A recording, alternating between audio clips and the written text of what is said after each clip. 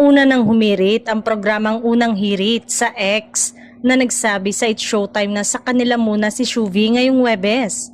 Sa Unang Hirit muna si Muse reporter Shuvi, bukas ha, It's Showtime thanks, say ng Unang Hirit sa X kung saan tinagpa nila ang X account ng It's Showtime. Nakisali rin ng Pinasarap at nagkomento rin sa Facebook post ng Unang Hirit.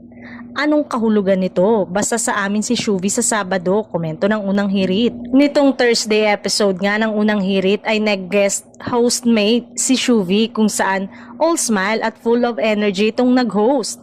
Kahit nga hindi naging big winner sa Pinoy Big Brother Celebrity Collab Edition, ay hindi naman siya nauubusan ng racket sa outside world.